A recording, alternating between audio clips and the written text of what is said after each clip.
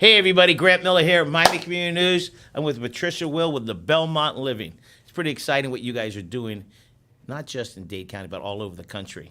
Is it a retirement village? I'm 65, so I want to know what exactly. We're going to do your life history, but what is Belmont Living? Belmont Village Senior Living is Why do you have to say senior? I'm 65. 65, we're all seniors, but actually seniors means wisdom. Seniors means empathy. There are a lot of great connotations that go with seniors. Don't think of it as a negative term. Okay, good. Anyway, what we do is create extraordinary hospitality, an underbelly of available care, and a wonderful indoor-outdoor piece of real estate. It can be called a seniors housing community. It can be called a great resort or a cruise ship to live in. Gotcha. Okay, let's talk about you. Where were you? Where were you born? Were you raised? So let's go that way. Where were you born? I was born in New York and lived in New York more or less until I was 18 years old. But my parents were American and Mexican, so I spent every summer of my life down in Mexico in a very laid-back environment, and every winter of my life in Manhattan. Wow. Okay, question. Who's your favorite teacher as elementary? Third grade, Mrs. Poland, and the reason is that she echoed something that my mother told me, which is that I could be anything I wanted to be when I grew up. Favorite junior high teacher? I didn't have any favorite junior high teachers. That was the torturous time in my life. High school? Easily, Mr. Linebaugh. He taught me the classics. Really? Yes. It's funny because when I talk to people, I always like to know if they had a favorite teacher. We all have our favorite teacher. I mean, in elementary school, 5 of the 6 years I was there were my favorite. I can name them: Mrs. Octoloni, Mrs. Smith, Mr. Swicky, Mrs. Tall, Mrs. Yeah. I remember they were all my favorite. Okay, you went to college where? Reed College, Portland, Oregon. Wait, you're born in Manhattan. Mm-hmm. You lived there until you're 18. Then you go to Portland? Yes, went to Portland, Oregon. Why? Did you do something wrong at home? No, I didn't do something wrong at home, although growing up in New York with lots of great college offers in the Northeast, 2 things occurred to me. The first is that I wanted to be 3,000 miles away. From mom and dad? No, just from everything. But truth be told, there was another reason. The boyfriend that I met in high school, in prep school in Manhattan, was going to that school. So I hated to tell this to my children, but I decided to go to follow him. The good news is we got married while we were in college, and we're still married to one another. Wow. How long have you been married? This coming summer, it will be 47 years. Congratulations. Thank you. Wow. We were babies. We were children. Okay, so you go to Portland. What degree did you get? I got a BA with a specialty in history and French, something that clearly qualifies me to run seniors housing today. Right. Okay. And then you went to some school in Boston? Yeah, some school that this one you probably heard of. So I went back to Houston in between where my parents had moved. So that's where Manhattan to Houston. It's a little closer to Mexico. And worked for a few years in a family business, and then went to the Harvard Business School. And got an MBA at the Harvard Business School, concentration in leadership and finance. Wow. It's a big change. Yes. So, okay, from there, what did you do? From there, I came back to Texas and went to work as a real estate developer. I had gotten a job with one of the great developers actually in the country who was headquartered in Houston, and he threw me a set of plans. I didn't know how to read a set of plans, and during the summer between my first and second year of business school. And at the end of a lot of interviewing during my second year, decided that I would return and go to work for the company full time. I actually became a very odd young partner at the firm, and I built all kinds of real estate for a period of years until the first great recession of my career occurred. What year was that? This was now late 80s, and at that point began to develop medical real estate. So my orientation toward This was not, you were developing it for somebody else. Well, as part of someone's company. I started a medical development division within a company. I was recruited as a very young individual to board service for a not-for-profit hospital system. Texas. In Texas. They had hospitals in Texas and in California. It was gas. It was a Catholic hospital system. And I was the only lay Jewish board member. So it was really very fun to be, as a young woman, learning how to do that. You said Jewish. Mm-hmm. What part are you Jewish? My mother. Okay, then you're good. You're good. I'm good. You're good. And your grandmother. And my grandmother. Yeah. See, we know the train. Once it breaks, like my kids, I married Catholic, it's over. But truth be told, it's all good. It's all good. There's a lot of different ways we've discovered to get to God. Yeah, absolutely. All right, so when did you decide to go on your own and build your own? Well, what happened first is that one of my partners at the company I was with and I decided to start a medical development company. And so we essentially ended our career within the company where I was. Right. And started a medical development company doing office buildings. What year was that? It was in the very early 90s. So we're talking about 30 years ago. Yeah, 30 years ago. Doing medical office buildings, the first women's centers that were being All developed. in Texas? Mostly in Texas. We did some work outside of Texas, but it was mostly in Texas. And we kind of followed the growth of some of the great hospital systems there. And then by the mid-90s, as we had just looked at a site to put a great medical building and some outpatient services on, my husband and I began to be faced with care needs for his parents, particularly his mother. And they lived? They lived in Houston. They had relocated from New Jersey to Houston to be with near us and our grandkids. Although he's Italian, he's the only child that I know that's an Italian. So they wanted to be close to us. Right. How beautiful is that? It was wonderful. And we began to cope with care needs for his mom. They were a good bit older than my parents. And I looked out at the landscape of what was available at the time. So this is early to mid-90s. And it was unheard of back then. And it was not only It was like a home or a nursing home. There was nothing. Home or a nursing home. And with waiting lists for nursing homes that I would never consider under any circumstances. So we went through the process of all the different ways that you can bolster home with care.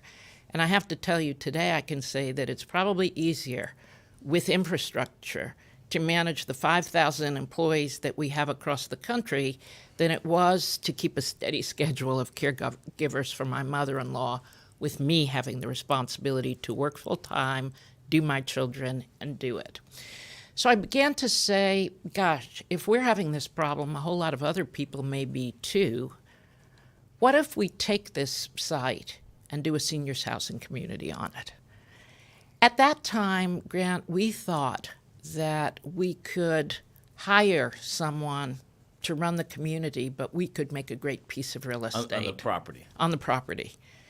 What we came to realize pretty quickly, what I came to realize, is that in order to do this right and change the paradigm of what senior living means, we have to take out a blank sheet of paper and do it ourselves. Start brand new. Start brand new. So I went from being a happy-go-lucky real estate developer. Got the sale, got your commission check out. Well, got the building built and, moved on, leased it, did whatever, to becoming the de novo entrepreneur of a product with a brand new category and the task of recruiting talent to bring it to life. That all occurred and came together in 96 and 97.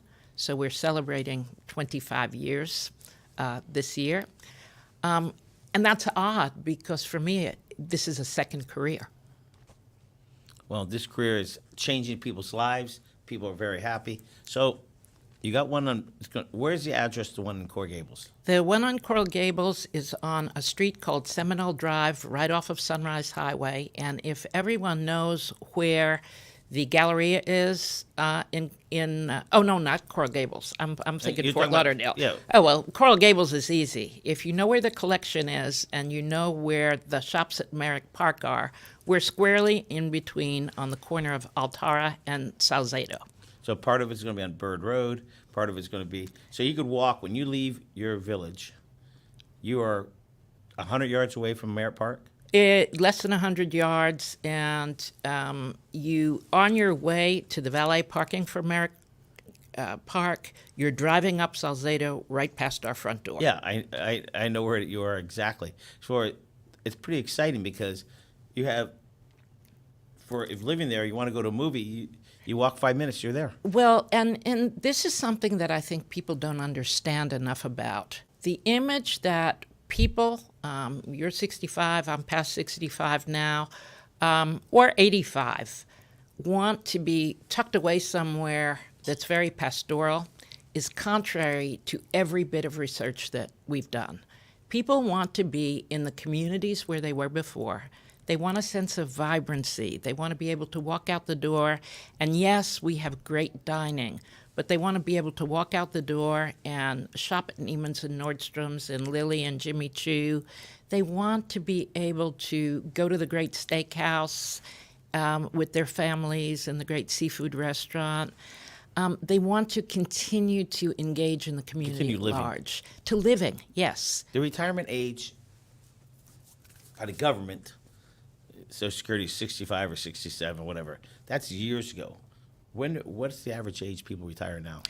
It varies in terms of when people retire from their first full-time career. In my case, it'll be my second.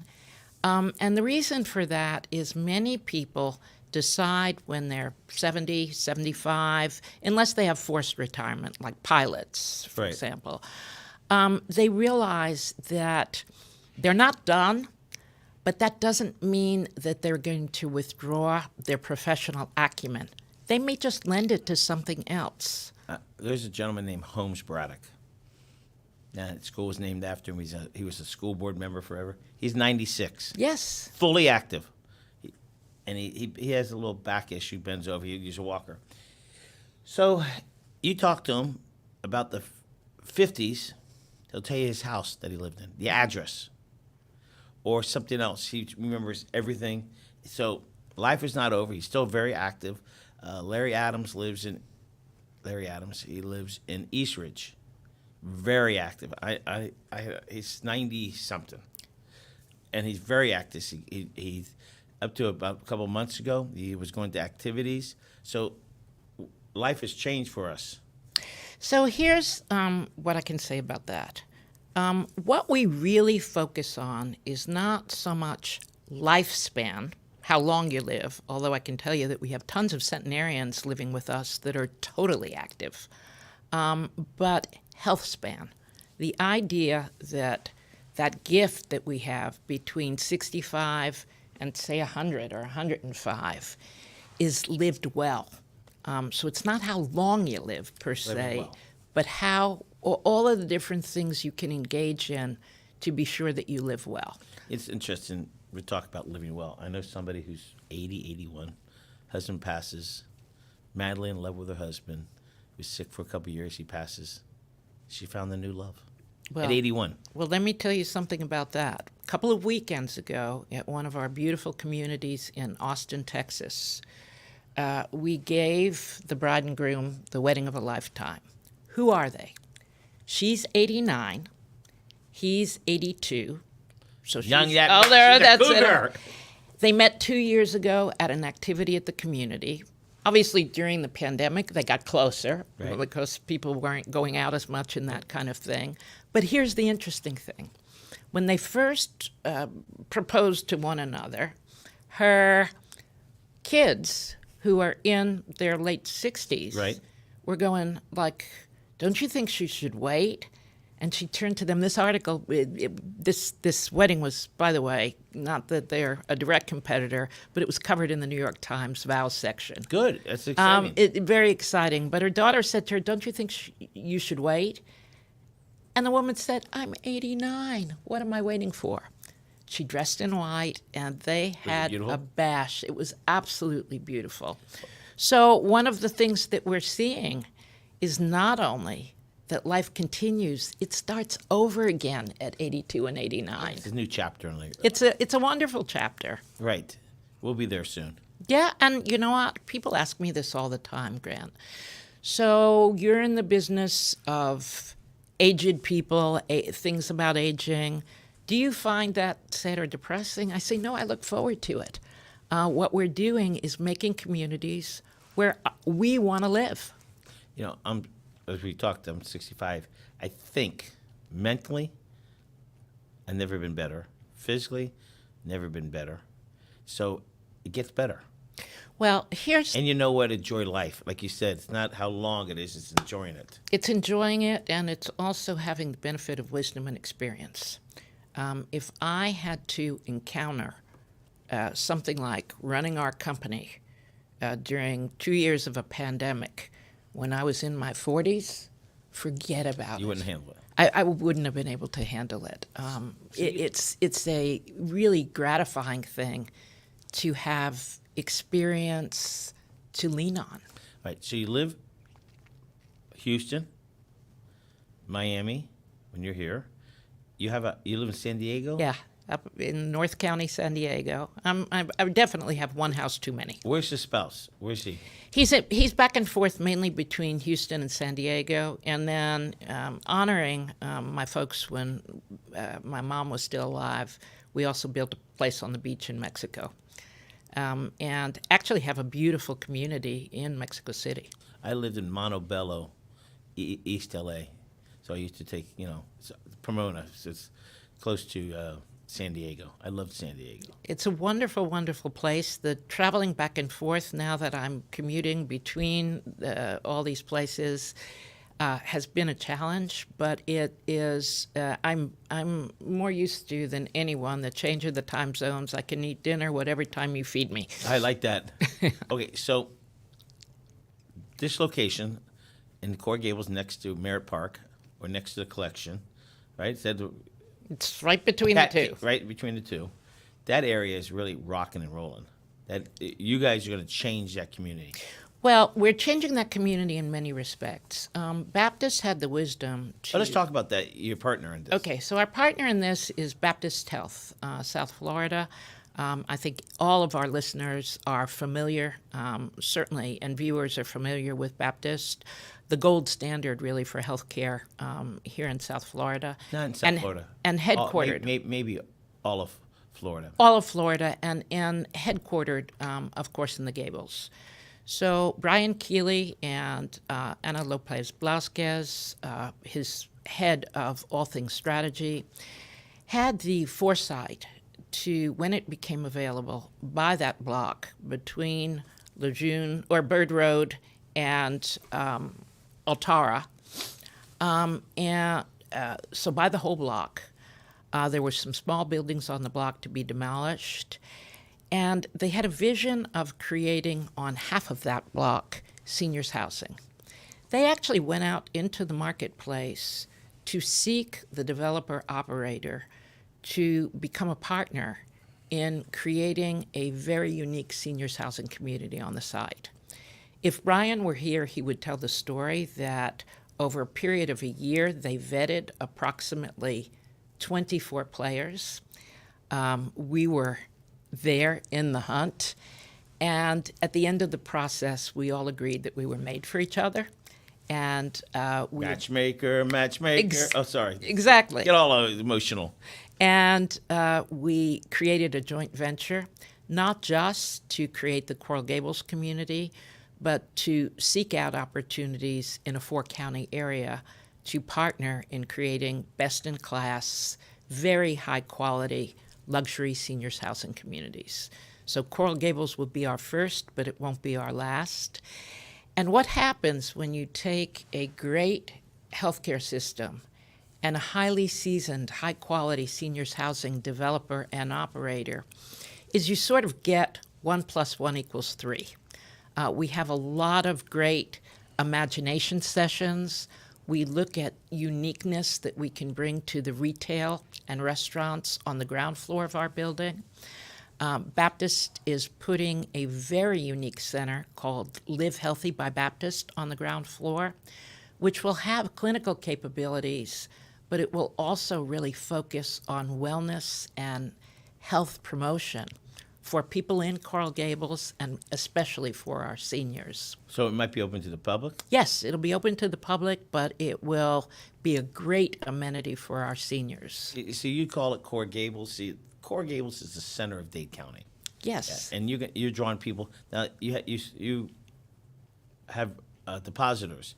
Where are they? You have 60% of its depositors. So where are they from? Very interesting. We had a dinner with depositors last night, and what I can tell you is the majority are from Coral Gables, Pinecrest, Biscayne, Key Biscayne, Miami Beach even. They feel familiar. They feel familiar, and they're all very happy to be Coconut Grove. They're all very happy to be in the Gables. They all originated, or a large number of them originated, all over the country. Right. But they've now been here for 30, 40 years. Right. They've been very successful educators at the university, doctors, entrepreneurs. We then have a component of people who are coming here for the first time because their adult children migrated during the last few years from the Northeast. And their parents, who had visited Florida many times, are coming along. So we've And got... they're feeling comfortable. They feel and comfortable. they feel very comfortable here. So it's interesting because we always counted on the local market, but we're now, and we're seeing this in Fort Lauderdale as well, we're now seeing an influx of new people that otherwise would probably have stayed in the Northeast. But to the extent that guys our age and younger are moving to South Florida, are Right. moving to Miami in very large numbers, we're seeing their parents come with them. So let's go. You said you're going to have a couple of restaurants? Yes, we have fine dining. We have a bistro by day that kind of turns into the wine bar at night. We have indoor-outdoor juice bars. So there is, but we also have to remember that the building is the primary place where you get great cuisine. Right. But you're also right next to the shops at Merrick Park Correct. and all of the great restaurants in the Gables, and we don't want to forget them. Your husband, is he in the business? No. So I- the great news about our long-term marriage is that although we were both at the Harvard Business School together, Well, you went from high school to Portland, and then we both went to business school at the same and time. what's he do? He's retired from the C-suite of an energy company and was public company life, did that until that company merged with another very successful company. He now does board service. He does advisory work for private equity, and he takes care of our many households. Good. All right. You got grandchildren. Where do they live? They live in Houston. That's great. How many grandchildren? 3 grandchildren, and we are now 4 generations. So my dad, the Mexican father, lives in one of my communities in Houston, and between him at 92 and the grandbabies at 6, 4, and 2, we've got 4 generations. That's beautiful. It's beautiful. With the surge of people, there's a lot of retirement villages in Miami. Do you feel competition? Do you feel comfortable? Is there your niche different than anybody else?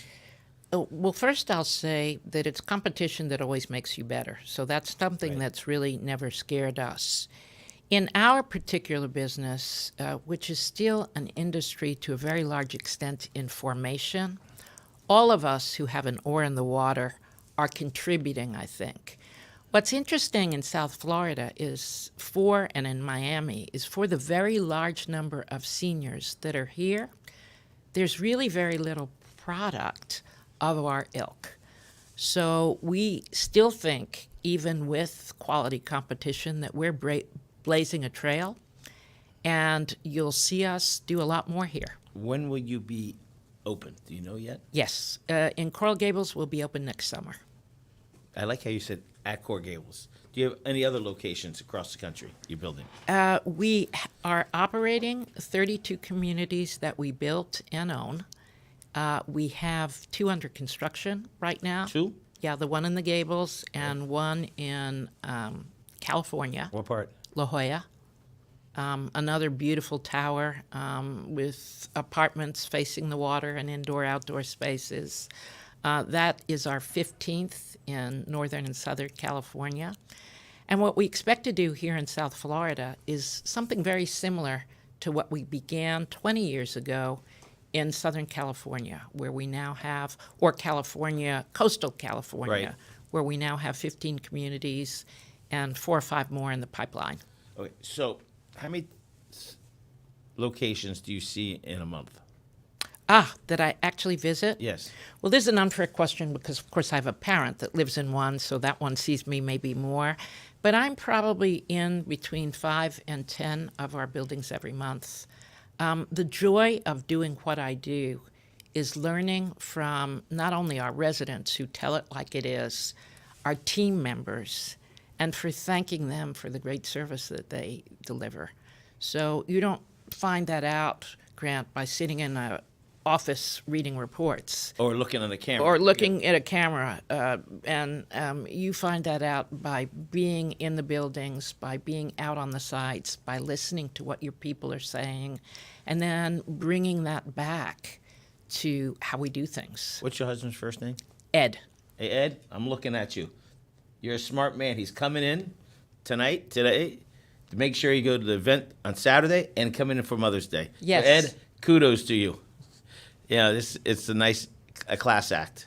Thank you. Other than he's going to be stuck in a tux tomorrow night, but what are you going to do? in hot weather, but It's okay. What table are you sitting at? that I don't know the table number, but I am honored. This is your to be- first one, right? No, actually, we've been to the Baptist galas before, and this is a very special one because my dear friend Brian Keeley is being, who has been until now and for many years the CEO of Baptist, who's also our partner, is being honored at this gala. Yeah, he's a class act, and I always introduce myself to him because I know who you are, but he meets so many people. I know. And he remembers everything. So, why is Belmont successful?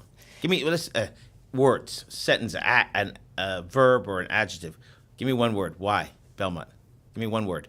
It's all about opportunity. The opportunity. Give me another word. It's all about honoring aging as opposed to denying it. I like that, honoring. Do you call them members, or do you call them clients? What do you We call call them? them residents. Resident. Do you have a plan? You say to them, you should walk this much, you should do this much. Are you going to have somebody on facility telling them what kind of exercise they should do? We have wonderful exercise programs and Tai Chi and outdoor things and rehab underlying for people who need that. We don't tell people what to do. We engage them and things. And, I've had many, many residents tell me, despite the fact that we offer all kinds of foods and healthy diets and so on and so forth, look, I'm 95 years old and I like chicken soup with fat. So we don't tell people. I agree.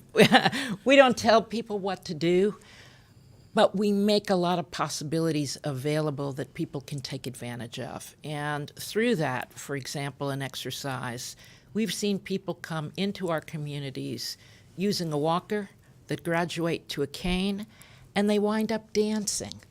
And for us, that's a victory every day. Huge victory. Well, I appreciate it. I love that you're at our studio, and I'm sure your team in Coral Gables, Jacqueline and team, are kicking butt. And I'm looking They forward. are. I'm looking forward to going when you built it out, going to tour. Just in case, I'm not there yet. Well, none of us are, but I can bet you that you and I will be neighbors there someday. Yeah, that's absolutely. Thank you again. This is Grant Miller, Miami Community News, with Belmont Village, Belmont Senior Belmont Village Senior Living. It's a mouthful, I know. Yes, it's all good. It's in Coral Gables. Everybody have a great